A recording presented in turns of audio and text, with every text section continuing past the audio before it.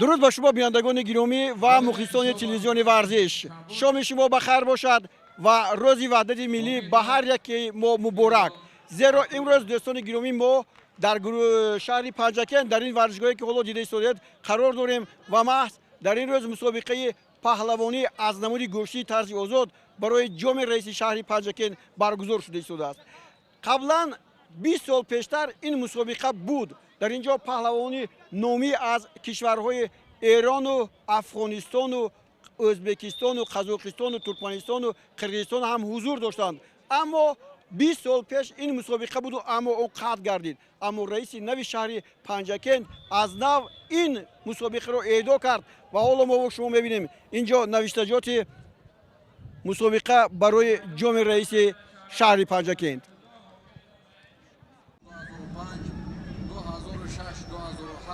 و 2008-2009 در اساس ترتیب تصدیق نموده بله، ривоҷу равнақ ва баргузории мусобиқаҳо аз роҳбарон вобастагӣ дорад. тавре мегӯянд ба ҳар коре ки ҳиммат баста гардад, агар хоре бувад гулдаста гардад. ҳамин тавр ҳам ҳаст.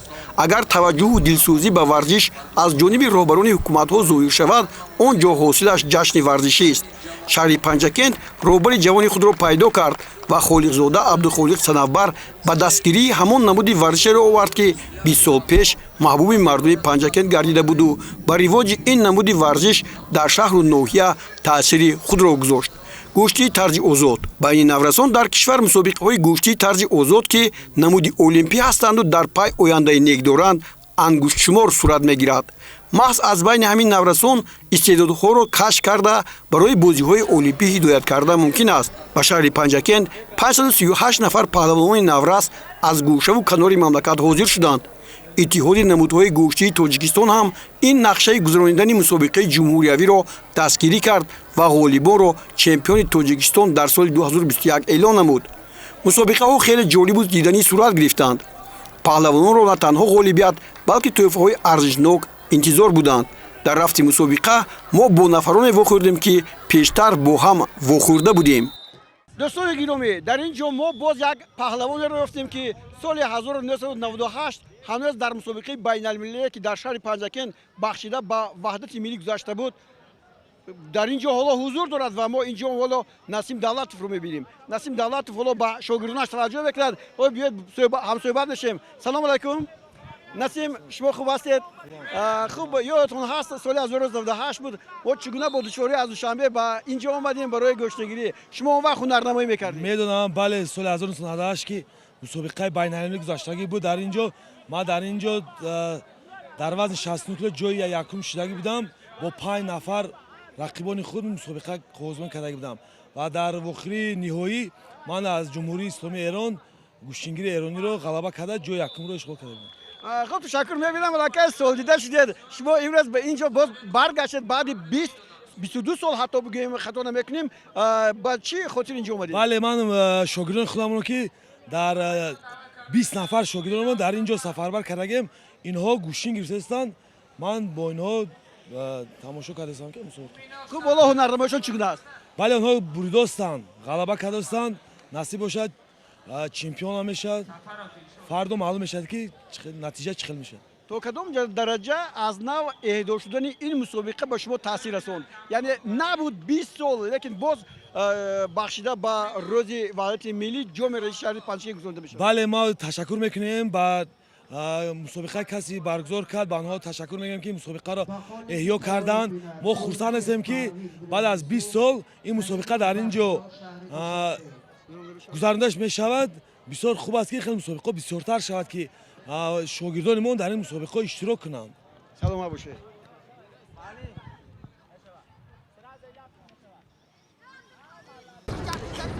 در اینجا پهلوانی را دیدن ممکن بود که در انکشاف و دستاوردهای نمود گوشتی طرز آزاد جمهوری را در سطح بین المللی معرفی کردند و آنها دستپروران مکتب گوشتی شهر پنجکن می باشند.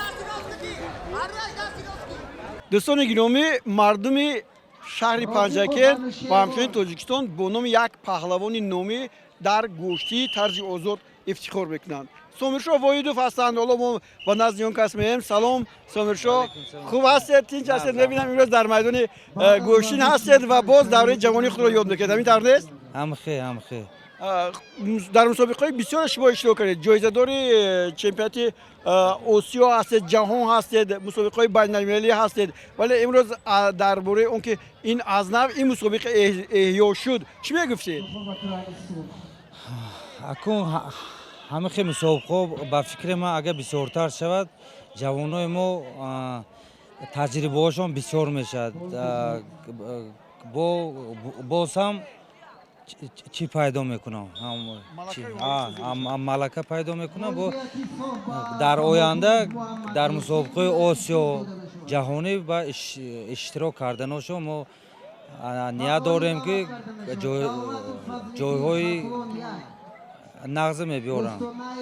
Ташаккур. Шумо баъди он ки дар чемпионати ҷаҳон ҷои дуюма гирифтед байни ҷавонони наврасон ва баъдан ба чемпионати Осиё ҳам омадед, натиҷаи хуб гирифтед. 2014 якбора дигар дар мусобиқаҳо иштирок навардед. Чӣ шуд ба шумо? Ва аз пушти як чанд ҷароҳатҳои чӣ гирифтам? Ҷароҳат барои шуд? Аз пушти ҳамон. Ҳозир хак мо ҳамин шогирдо дорем. Ният дорем ки ҳам шогирдомо дар мусобиқаҳои байналмилалӣ тайёр кунем. Шумо як нафар гӯштангире ки дар бозиҳои олимпӣ соҳиби ҷоиза шуд. Шумо бозиҳои 10 барсӣ бурида будед. Дар ёдтон ҳаст ҳамин ҳолат? Дар ёд аст. Дар ёд аст. Ман бисёр варзишгарое ки чемпион олимпийский игр буд, яке ай давлати Туркия мегирад, Рамазан Шахин. Худаш ай Чеченистон аст, ай тарафи Туркия мегирад. 2008 сол олимпийский чемпион шудаги буд. Ман вақти 2011 сол дар мусобиқаи дар Истанбул, дар Яшар дагу гирифтаги хак 3 период гирифта будем. Натиҷа пашти 2-2, 4-4, 5-5 шуда буд. Салома бошед. Имрӯз шогирдони шумо чӣ гуна инҷо ҳунарнамоӣ мекунанд ё шогирдони худро овардаед ё не? Не, шогирдои мо ҳозир денҷа не. Шогирдои мо байни калонсоло ҳозир чӣ тамрин мекунад. Мусобиқаҳои ҳозир бояд дар чемпионати чанд турниро ҳаст, дар ҳамон турниро мегирад. Барои чӣ гӯштагирои мо тарзи озод ба бозиҳои олимпӣ рӯхал гирифта натонистанд? Ин сабабош бисёр аст. Акун ҳамин сабабоя мо ҳам ҷавоно бояд ҳал кунем. Ай пушти ҳамин чиз агар мо нашавем, сабабоша медонам. Ҳама каса якҷоя шавем агар результат мешавад. Акун ин 2020 ҳамин сола дар олимпиада нашуд. Ман ният дорам ки 2024 ба агар ҳама мураббиё федератсия якҷоя шавем, агар ҳам зуборо таъмино дар мо ҳоҷат нест ки ягон Доғистон равем машқ кунем, ягон ҷои дигар. Мо ҳамин худо ба шукр чӣ дорем? Кӯҳ дорем, табиати хеле зебо дорем.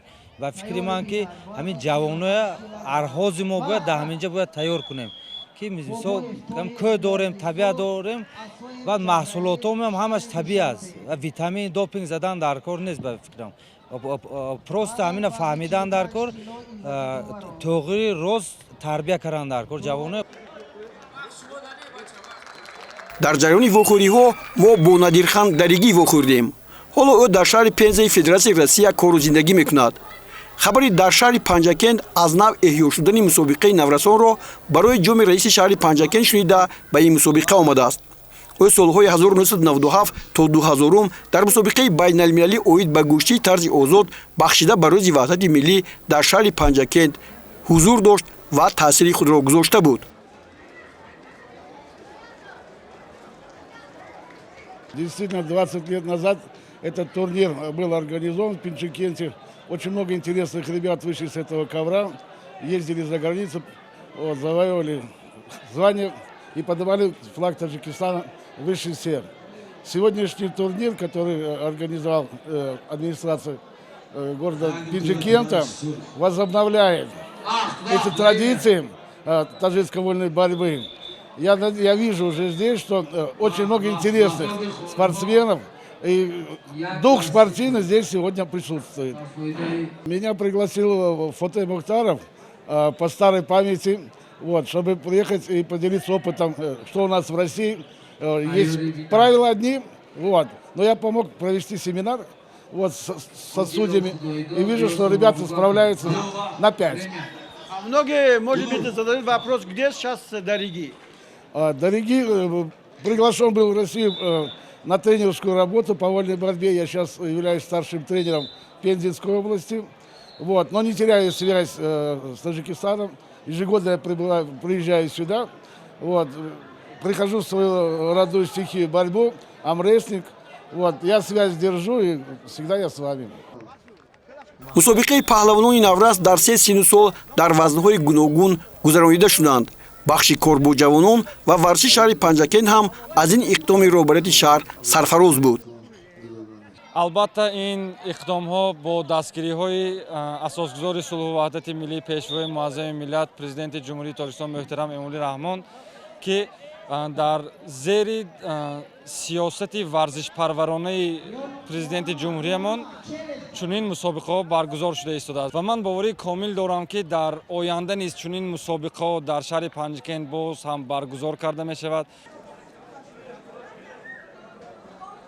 дар мусобиқаи мазкур беҳтаринҳо миёни паҳлавони соли таваллудашон 2008-2009 Бахтиёр Саидов, Тоҳир Бобоев, Некрӯз Ахмедов, Ҷаҳонгир Шодиев, Раҳматулло Шарифов, Усмон Назаров, Хушбахт Ҷабборов, Шерзод Норов, Муҳаммад Қаюмов, Акмал Тоҳиров ва Зафар Ҳомидов эълон гардиданд.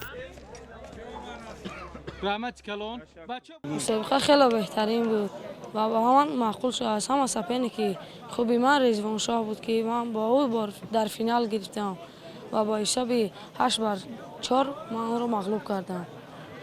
ту дар ҳамин мусобиқаҳо бисёр иштирок мекунӣ ё ки ин мусобиқаи аввалини ту аст? не ман ба мусобиқаҳо бисёр иштирок мекунам. ба шаҳри Қирғизистон рафтам, соли гузашта ба шаҳри Қирғизистон рафтам ва дар он ҷо сазоволи ҷои аввал гаштам.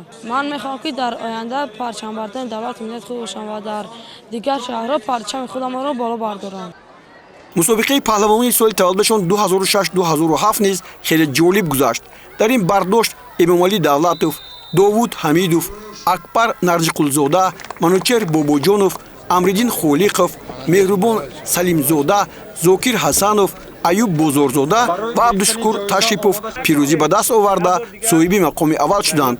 ба ғолибону соҳибони ҷойҳои дуввуму сеюм медалҳо, унвонҳо ва ҷоизаҳои молиявӣ тақдим гардиданд. мусобиқа бениҳоят дар сатҳи баланд гузаронида шуд. мо хеле хурсанд ҳастем ки дар ин мусобиқаи ҷумҳуривӣ иштирок карда ҷойҳои намоёнро ишғол кардем. чӣ хеле ки дидид дар рафти мусобиқа варзишгарони вилояти Суғ, хусусан варзишгарони шаҳри Исфара нағз баромад карда ҷойҳои намоёнро ишғол карданд. ҳамаи он масалан нақшаҳое ки шумо доштед ки масалан 6 чемпион мекунед, амин амалӣ шуд амихел ё ки аз ин зиёд бояд мешуд нашуд? бале аку ҳар як муаллим мехоҳад ки шогирдош ҷойҳои намоён хусусан ҷойҳои аввалро ишғол кунад. не мо хурсанд ҳастем ки ҳамина дастовард 6 чемпион, 3 та ҷои дуюм ва 6 та ҷои сеюм. ниҳоят паҳлавоне ки соли таваллудашон 2004 ва 2005 буд ва метавонанд миёни калонсолон низ ҳунарнамоӣ кунанд, аз беҳтарин рақобатҳоро ба манзари тамошо гузоштанд. дар натиҷа миёни онҳо Иброҳим Саъдуллоев, Абубакр Қаҳоров, Довуд Ибронов, Идрис Баҳромов, Оятулло Аминов, Диловар Исмоилов, Алиёр Ахмедов ва Муҳаммад Бомуллоев ғолиб омаданд ва тӯҳфаву инъомҳоро бо худ бурданд.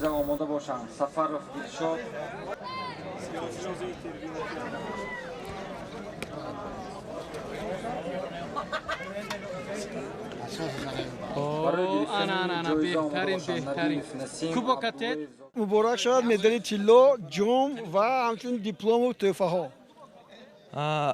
раҳмат.